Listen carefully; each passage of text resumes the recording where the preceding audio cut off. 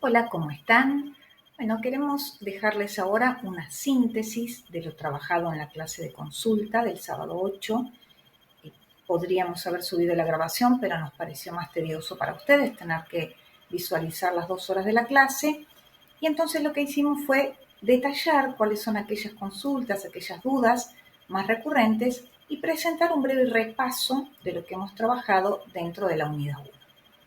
Bien, vamos a algunas de las preguntas que han sido las recurrentes en esta clase de consulta, ¿no? Tanto para mí como para el resto de las profesoras. Bueno, lo primero que han preguntado es el tema de la puntuación de los formularios. Los formularios no tienen puntuación, pero esto no significa que ustedes no lo tengan que realizar, no significa que no sea un insumo fundamental para que corroboren, para que controlen, para que revisen cuáles fueron sus interpretaciones, sus aciertos, sus desaciertos, y también es un insumo importante para nosotras que fuimos y que seguimos controlando y revisando cuáles han sido los puntos de mayor dificultad que tuvieron en el desarrollo de estos temas y cómo los pudieron resolver. Entonces, no tiene puntuación, no es que a uno le aparece 0 y a otro le aparece calificado. La idea no es desanimar si algunas respuestas no salieron bien. Lo que nos interesa es que ustedes puedan chequear, volver a revisar la teoría y hacer hincapié en aquello en donde tuvieron los errores. Bien, resuelto esto. La otra pregunta recurrente ha sido el cuadernillo. Ustedes han visto que en el Moodle aparece un cuadernillo, pero que no es de lectura obligatoria. Es un material opcional que si ustedes quieren revisar, quieren leer, quieren bucear, son muchos de los temas que hemos desarrollado a lo largo de estas unidades, pero con mayor profundidad o con textos adicionales. No es de lectura obligatoria, pero por supuesto están todos invitados a leerlo y hacer las consultas que ustedes consideren, puede ser a través del foro o en la próxima clase que tenemos de encuentro de consulta. Bien, con respecto a la bibliografía obligatoria, ustedes han visto que en la planificación aparece la bibliografía de referencia y algunos estudiantes nos han preguntado si tenían que conseguir esos libros y leerlos. La bibliografía es lo que nos permite a nosotras referenciar y explicarles a ustedes de dónde salió el material que nosotros conformamos. Esto no significa que ustedes obligatoriamente tienen que leer el título, esto significa que eso que aparece allí es todo lo que apareció dentro del desarrollo de la unidad, ¿no? Ha sido obligatoria la revisión de esa bibliografía para nosotras y es la que utilizamos para trabajar en esta clase. Entonces, esa bibliografía no significa que ustedes la tengan que buscar y leer. Es el material con el que nosotras trabajamos para configurar estas clases. Bien, otras dudas también bastante recurrentes son acerca del examen. ¿Cómo va a ser? ¿Qué características va a tener? Bien, lo que dijimos de los formularios es fundamental, es un ejercicio que tienen que hacer porque puede haber preguntas similares, obviamente. Y también, si ustedes leyeron la planificación de las clases, habrán visto que ahí se especifica que dentro de la clase sincrónica, es decir, la tercera clase en la cual nos encontremos cada profesor con su comisión, vamos a hacer una especie de simulacro en tiempo real dentro del campus con respecto a este examen. Entonces ustedes van a poder monitorear, van a poder chequear, probablemente tampoco va a tener puntuación, pero sí va a ser en tiempo real y vamos a poder discutir en la clase cuáles fueron las dudas y cuáles fueron los aciertos dentro de ese cuestionario que ustedes van a realizar.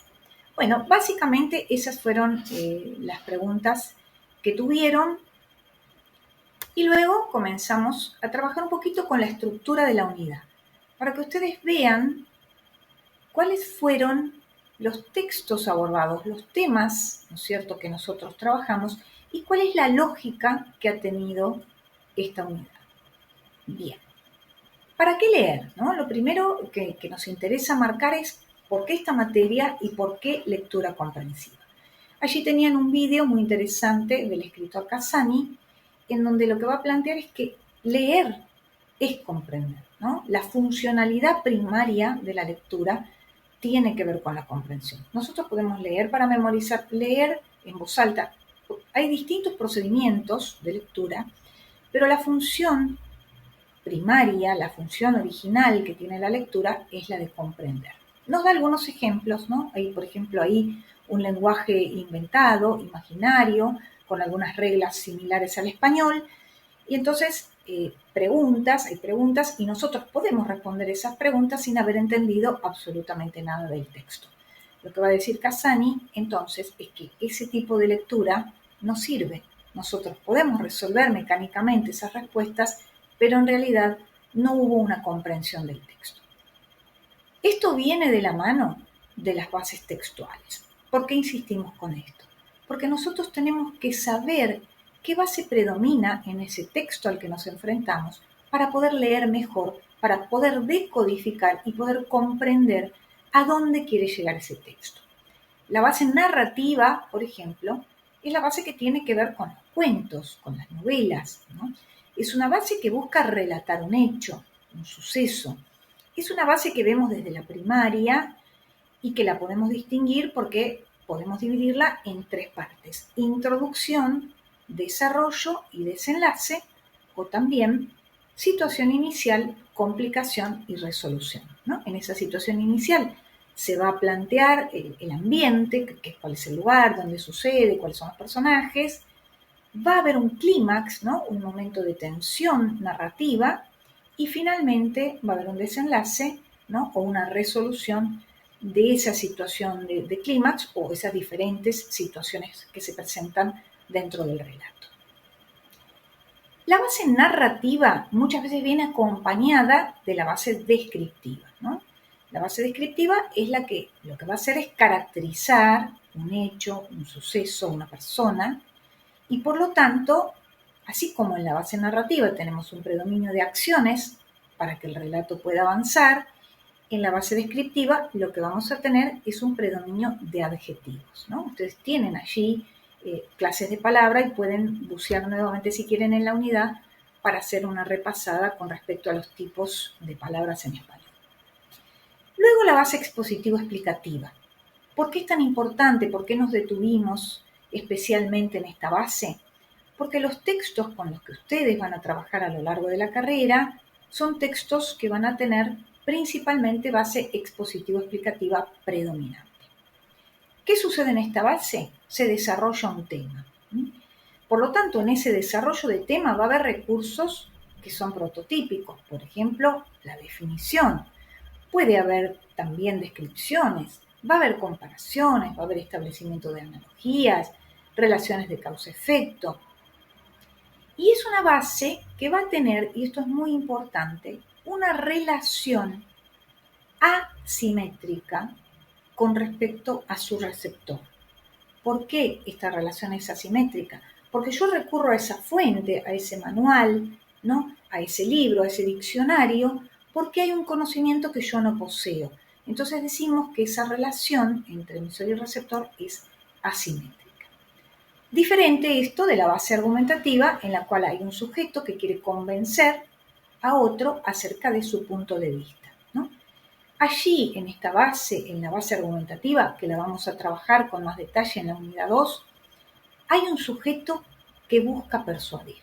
Y para esto va a utilizar recursos, ¿no? Decimos que la base argumentativa es una base también histórica, ¿no? Es una base que tiene mucho que ver con nuestra construcción de comunidad discursiva, porque los griegos y los romanos ya tenían sus escuelas de retórica. Incluso compartí el libro de retórica de Aristóteles con los estudiantes en esta clase, y lo que vimos es que esta cuestión de la argumentación es fundamental y tiene que ver con el desarrollo del pensamiento crítico. Por eso, en la unidad 2 vamos a trabajar de manera profunda con la base argumentativa. Y la base directiva, que la encontramos esencialmente en los manuales de instrucción, y que tiene que ver con el paso a paso, ¿no? Cuando damos una instrucción, cuando damos una orden, nos vamos a encontrar frente a la base directiva. Bien, esta materia es lectura comprensiva. ¿Por qué hablamos de lectura en pasos y por qué hablamos de técnicas de lectura rápida? Para lograr una buena lectura en términos de Cassani, para leer y comprender, la lectura tiene que ser profunda, ¿no?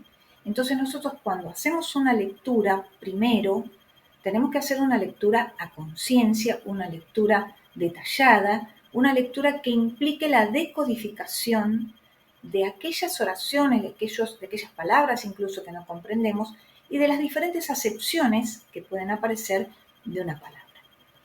Entonces, cuando hablamos de leer, hablamos de texto, ¿no? ¿Y qué es lo que caracteriza o define un texto? Bueno, la coherencia y la cohesión. No vamos a detenernos en esto, pero ¿qué es la cohesión y qué es la coherencia? La coherencia es el sentido global que podemos darle a un texto. Para eso nosotros vamos a usar conectores discursivos específicos que no hemos trabajado. Y la cohesión, que es la relación o la unión entre los diferentes componentes de cada oración y con las diferentes oraciones dentro de ese texto, ¿no?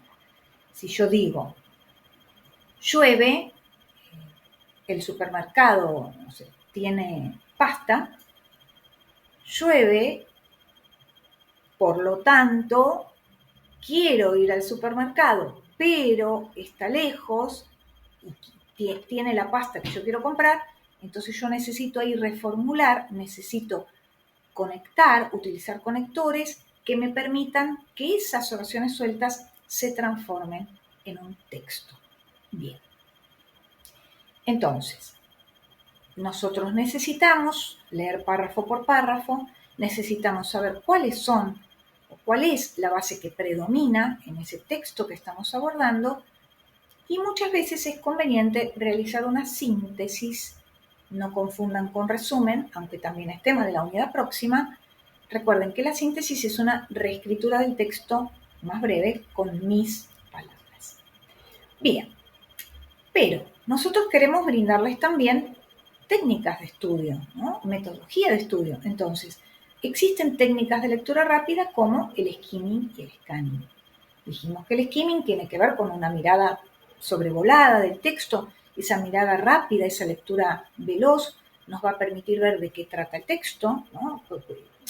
Cuál es su finalidad, hacia dónde va ese texto. Pero si yo quiero referenciar algún dato puntual, quiero obtener alguna información específica, la técnica que voy a usar es la de scanning. Pero ninguna de estas dos técnicas implica una lectura profunda, ¿no? El scanning lo que va a hacer es detenerse en lo paratextual, es decir, en el título, si existe alguna negrita, si hay alguna fecha destacada. Incluso, si seguimos el vídeo de Lomelí, que yo comenté, Pablo Lomelí, con el que compartí conferencias en México, es un chico joven, la verdad que muy agradable y con mucha idea de favorecer y facilitar las técnicas de estudio, ¿no? A los otros estudiantes, va a hablar de esto de la lectura invertida, es decir, yo voy a empezar, por ejemplo, por el final de un capítulo y voy a ver si aparece allí una síntesis del capítulo. Entonces empiezo por esa síntesis y luego voy buceando en esos detalles. Pero ninguna de estas dos técnicas implica una lectura profunda del texto. La lectura profunda se hace en el paso a paso. Bien, y luego hablamos de documentos técnicos y nos focalizamos en los documentos técnicos específicos de la programación. Allí, como van a ver, en líneas generales, cuando analicemos qué fue pasando con los formularios, no hubo tantas dificultades, aunque sí hubo dificultades en aquello relacionado con las diferentes acepciones del texto. Bien, trabajamos entonces con ejemplos de bases textuales, ¿no? Tomamos el primer caso, estudio preliminar, Aristóteles, 384 a.C., 322 a.C., y comienza el texto. Aristóteles es uno de los grandes hombres de la historia de la ciencia y de la filosofía. Su gran importancia reside en su capacidad de aceptar, de no aceptar, etc. ¿Qué base textual predomina en este texto? Bien, la base textual predominante es la expositivo-explicativa, ¿no? Como me doy cuenta, primero está desarrollando un tema, está desarrollando la vida o la historia de Aristóteles. Por otro lado, encontramos recursos típicos de la base expositivo-explicativa. Aristóteles es uno de los grandes hombres, allí tenemos una definición. Y fíjense que luego, ¿no?, tenemos, por ejemplo, una enumeración. Escribió sobre biología, ecología, química, lógica, matemática.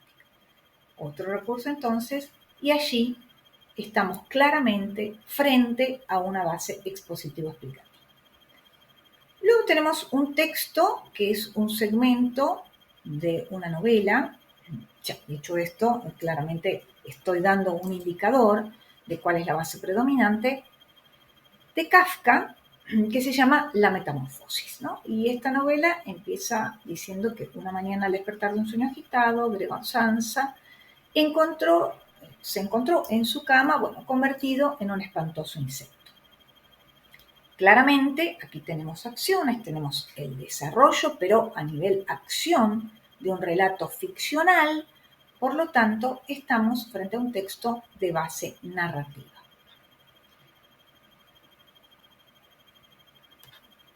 Luego, comenzamos a trabajar con otra base y la vamos a reconocer porque aquí hay un predominio de adjetivos. Leemos. Naturaleza muerta, ¿no? Es un texto de Rubén Darío.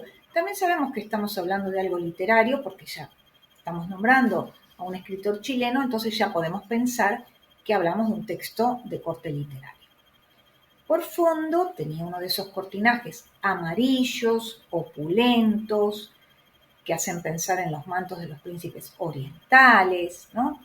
Pétalos esponjados, color rosaté. Bueno, vemos que allí claramente hay caracterización de objetos, entonces estamos frente a una base descriptiva.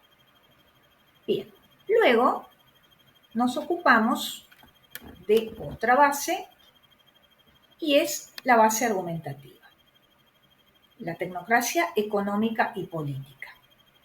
Nosotros vemos que ya con ese título, con la palabra tecnocracia, por allí luego aparece la palabra manipulación.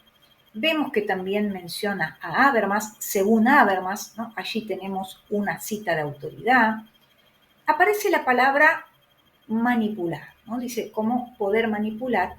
Entonces, tenemos elementos que muestran una subjetividad muy clara, un punto de vista, y por lo tanto yo puedo coincidir o no con lo que está planteando en este caso la autora, Encrucijada de Pensamiento de Sonia Durán, pero estoy frente a una base de corte argumentativo.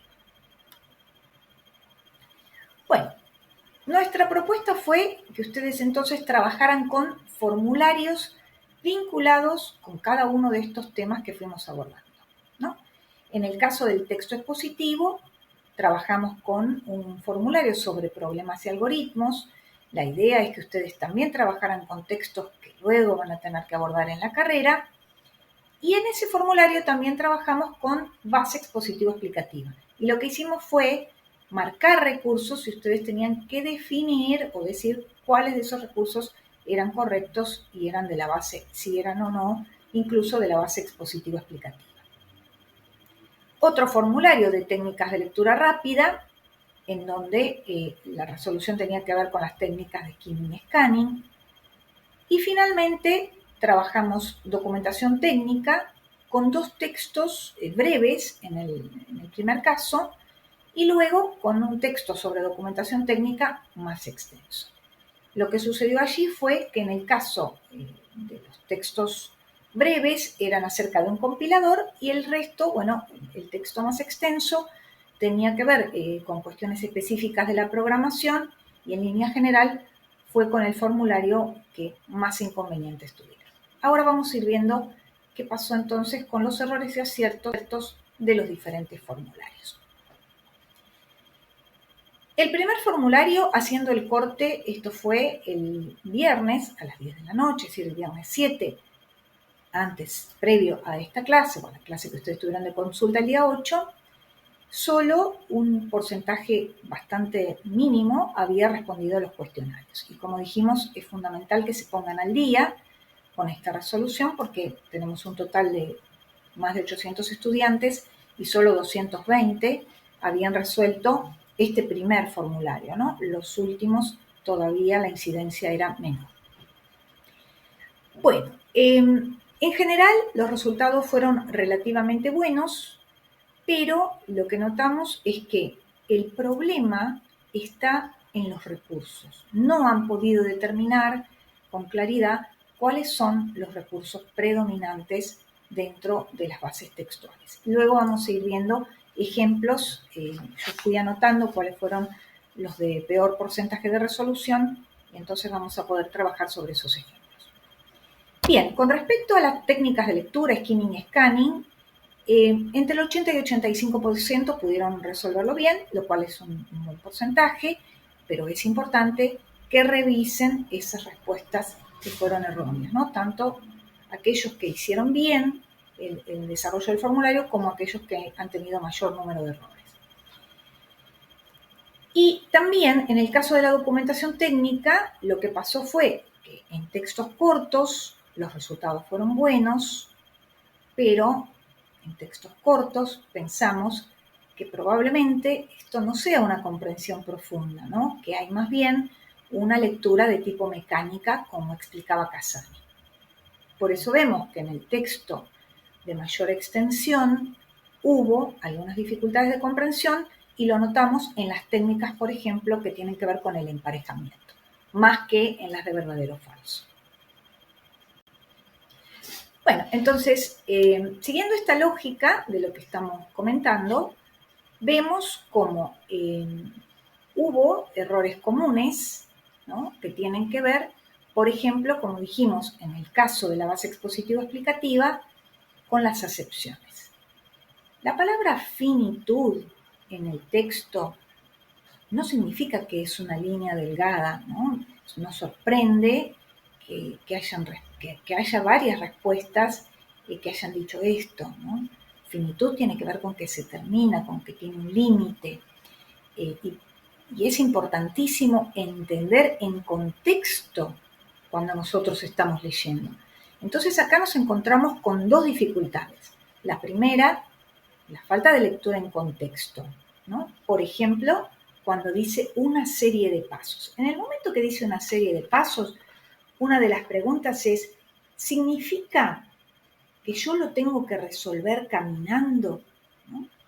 Que lo tengo que resolver caminando. Y han contestado algunos estudiantes, entre un 5 y un 8% contestaron eso, ¿no? Que una serie de pasos significaba caminar. Entonces, claramente hay una dificultad que tiene que ver con la falta de comprensión contextual o también directamente con la resolución del formulario sin haber leído con detenimiento el tema sobre el cual ustedes tenían que responder. Bien, en el texto de lectura rápida, uno de los problemas tuvo que ver con la finalidad. Y eso es preocupante, ¿no? Porque hubo estudiantes, por ejemplo, que respondieron que la finalidad de los textos de cuando uno aborda un tipo de lectura de skimming y scanning tiene que ver con textos de entretenimiento. Si ustedes creen eso, no han entendido el objetivo de la materia, que tiene que ver con brindar herramientas. Por eso es importante que reforcemos este concepto, herramientas que sirvan para leer y comprender y también para darles técnicas de estudio de textos académicos relacionados con su carrera, ¿no? Por eso insistimos en que revisen, por favor, la planificación y lean con detenimiento cuáles son los objetivos, porque si ustedes no saben hacia dónde quiere ir la materia, se van a limitar a resolver formularios sin entender verdaderamente qué es lo que nosotros estamos esperando que ustedes logren, qué habilidad esperamos que ustedes logren alcanzar cuando finalicen este seminario. Bien, y en el caso de documentación técnica, tanto documentación técnica 1 como 2, entendemos que el problema es de falta de relectura, ¿no? Específicamente en documentación técnica 3, en el que parecería como que han hecho una lectura muy rápida y comenzaron a responder sin ver el resto de las opciones, ¿no? Esto también nos había pasado en la base expositivo-explicativa, en donde se les pedía que ustedes, por ejemplo, dijeran qué recurso aparecía, y era un caso de dos recursos combinados, que yo, si me permiten, esto lo voy a leer. Se combinaban, ¿no es cierto?, dos recursos, y la respuesta fue decir solamente definición. ¿Por qué? Porque era el primero que aparecía. Entonces, si ustedes no leen primero las consignas, primero leer, ¿no es cierto?, el texto con detenimiento y después leer las consignas, todas en su totalidad, antes de elegir una opción. Dice, definimos a un algoritmo como un conjunto de pasos, procedimientos o acciones que nos permiten alcanzar un resultado o resolver un problema, ¿no? Eso es una ejemplificación, es una relación de causa-efecto, es una definición y enumeración, es una analogía, etc. Es una definición, pero también hay una enumeración, ¿no? Nos permite un conjunto de pasos, procedimientos, acciones, nos permiten alcanzar un resultado, resolver un problema. Estamos enumerando, por lo tanto allí hay dos recursos. Insisto, es muy importante que lean todas las opciones antes de elegir una. Bueno, entonces, ¿cuáles son las recomendaciones o las sugerencias que nosotros podemos darles para que avancen, para que realmente puedan recuperar los contenidos de cada unidad y que los afiancen? Primero, la relectura y que usen los tiempos de manera adecuada, porque realmente no sirve intentar resolver todo junto rápido si ustedes no toman ese proceso que implica leer con detenimiento, releer si es necesario y después comenzar con la resolución de los formularios. Revisar los vídeos, háganlo nuevamente, este insumo, este material que ustedes tienen, es importante que lo revisen para el momento del examen y que los puedan proyectar y ver las veces que sean necesarias. Bueno, que tomen apuntes, ¿no? También es importante que se acostumbren, que ejerciten esto de tomar apuntes, tanto de los vídeos como de las diferentes clases. Que revisen, como dijimos, los resultados que hayan surgido de esos formularios. Que comuniquen, es decir, que asistan a estas clases de consulta, que pregunten en privado, que pregunten por los foros, pero que se ocupen de comunicar, de decir qué es lo que no entienden y de consultar. Y finalmente, para aquellos que quieran profundizar, bueno, claramente pueden hacerlo a través de la bibliografía complementaria. Bueno, muchas gracias, continúen con la unidad 2 y como hemos dicho, si hay dudas, si hay algún inconveniente, estamos a disposición. Seguimos entonces.